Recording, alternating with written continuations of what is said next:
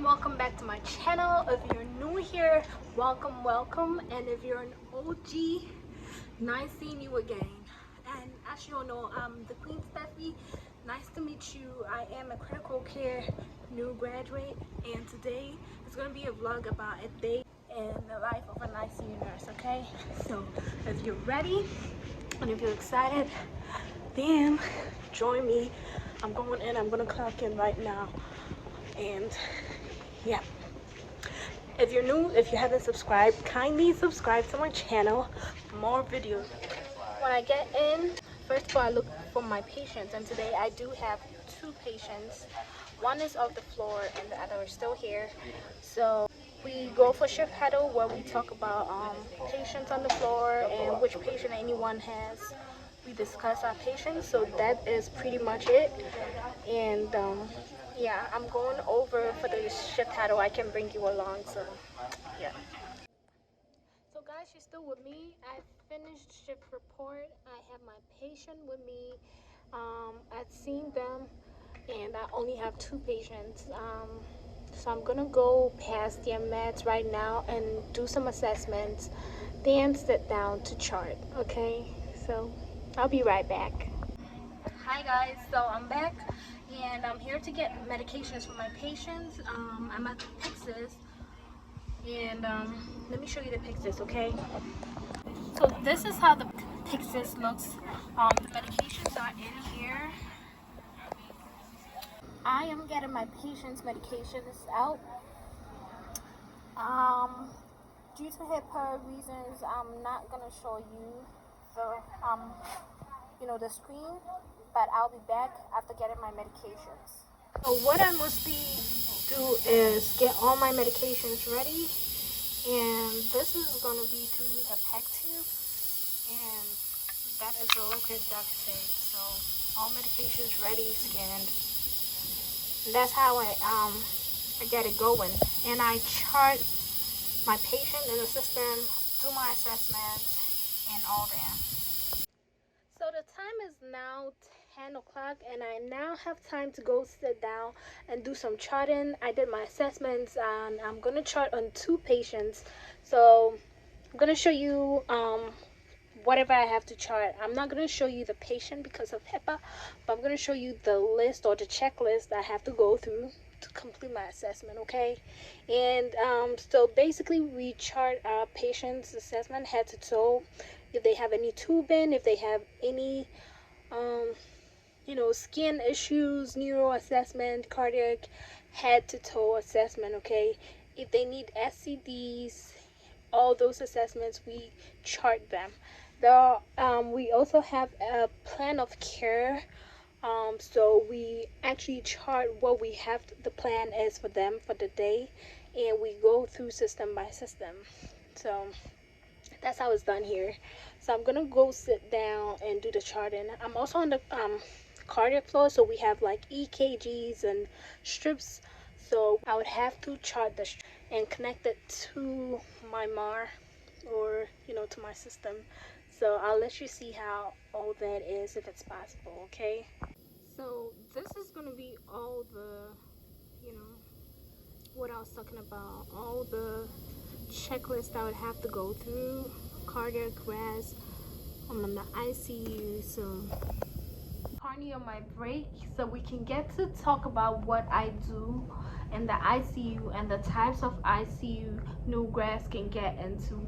So there is the medical ICU, surgical ICU, cardiac ICU, and even in the cardiac ICU there are types.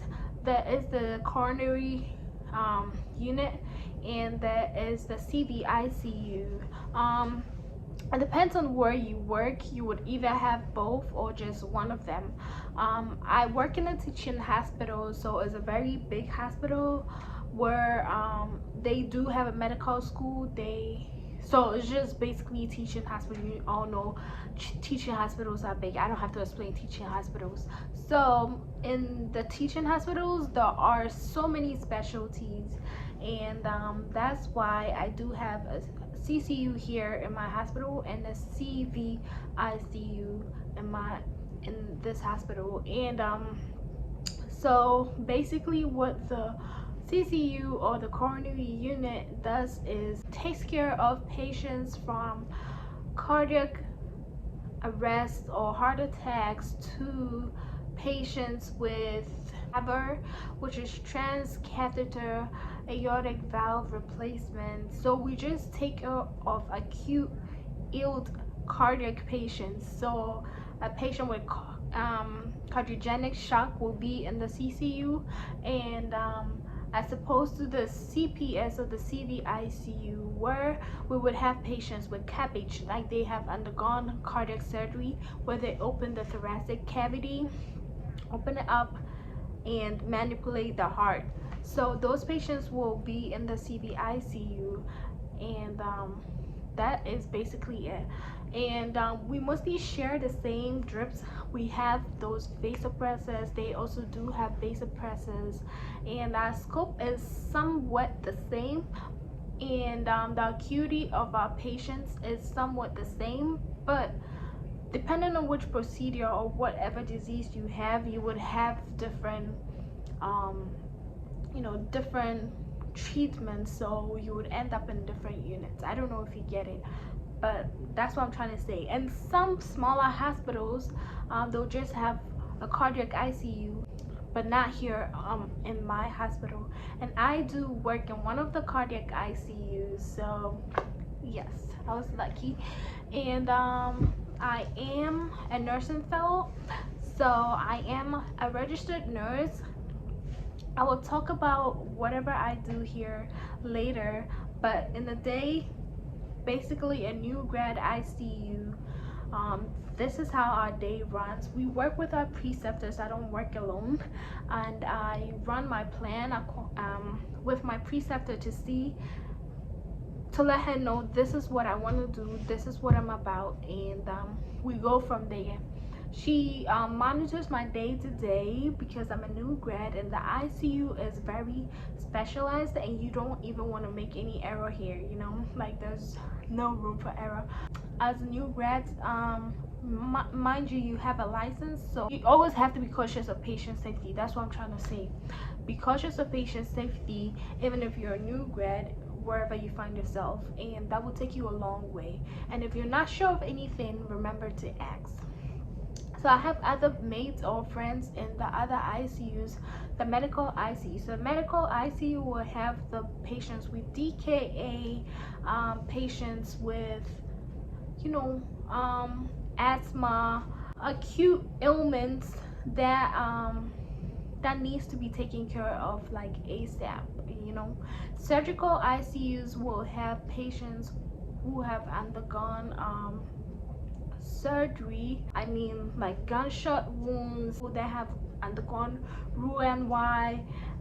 Did I say right? Well, gastric bypass.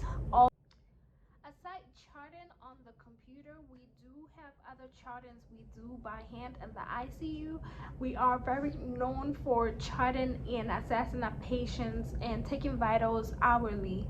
So if you are out there and you want to work in the ICU, remember you be charting hourly, taking vitals hourly, and that is so unusual on the floor. So on the flow sheet, you have the patient's name, you have the patient's date of admission, weight, IV access, if they have any lines, if they have any tubings, if they have, urine output, if they have any chest tube output, all their INOs is all on the flow sheet.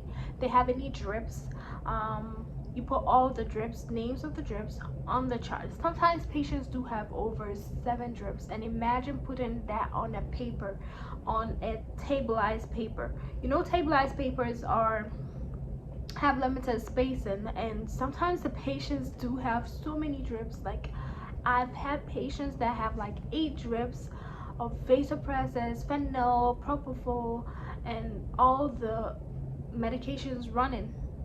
And sometimes we have to check the compatibility step, I can't talk, and before we hang them to each other and it gets tough. We run out of space, but we still have to make a way and see what drugs are compatible and make it happen. So imagine putting all these strips on the paper. We sometimes would run out of space, but not all the time. So on that flow sheet, we put our patient's vitals, hourly vitals on that paper. It's outside. If I could get one to show you, I would show you. If I can get a picture of it, I will post it here or there. Either way, I know everyone heard about COVID and heard like patients being put in the ICU. Why weren't they put on normal floors? So that actually merges into my day as an ICU new grad or as an ICU nurse. We have the ventilators, we have sophisticated tools or sophisticated machines here on our unit, so we're able to take care of patients who are very ill. We have ventilators, so we get to intubate. We don't intubate them, but we do take care of patients who have been intubated, and we play with drips like the propofol I mentioned before. Also, on my cardiac unit, we have impellers. So impella is supposed to help with your ejection fraction. It's supposed to help your heart pump, basically. We have ECMO on the cardiac ICU. So the ECMO is basically supposed to help, it serves as an outside heart. So your heart is within you, it's not pumping well. So now we redirect it through the ECMO. So the ECMO is going to be your heart, but it's going to be outside, okay? So we do have those machines here, and you have to be certified or have undergone a training before you can have patients who are on those certificated technology or whatever it is. We also manage different lines. So I've managed a patient with a 4-lumen catheter or a swan gaze catheter. We call it TLC. We will call this QLC because it's 4 lumens. So we do all those things here, and you need to be specialized in certain things, not necessarily writing an exam, but taking those classes or undergoing those specific trainings before you can manage patients on those with those specialized cases. So that is it with me as an ICU new grad. I'm still doing some training, so it would take a while before I get off because I'm new and there's a lot to learn, and I'm always learning new stuff. And so I hope you enjoyed this video. I hope you give it a thumbs up. You can share this video, and my next video, which is going to be nursing, I would like to talk about how to get into the ICU as a new grad. I think it will be a fun topic we can discuss. And if you're new to my channel, welcome. Do not forget to subscribe. Yep, so basically that is it about my day. If you enjoyed it, I want to hear from you. I don't drink coffee. I do not like coffee, so I pull through the stress naturally, and that is basically me. Most nurses run on coffee like American runs on Dunkin', so I just go like that. If you have any question, you can ask me. You can slide into my DM, you can slide into my email. I'm gonna put in the description. You can comment and I will reply everybody. So thank you so much for watching this video. See you next time. I don't know what I missed in my day that I didn't show, but you can comment below. Maybe I can do a more in-depth one, later. Make sure to subscribe and support your nursing sister. Support by subscribing to my channel for more nursing videos. Bye guys.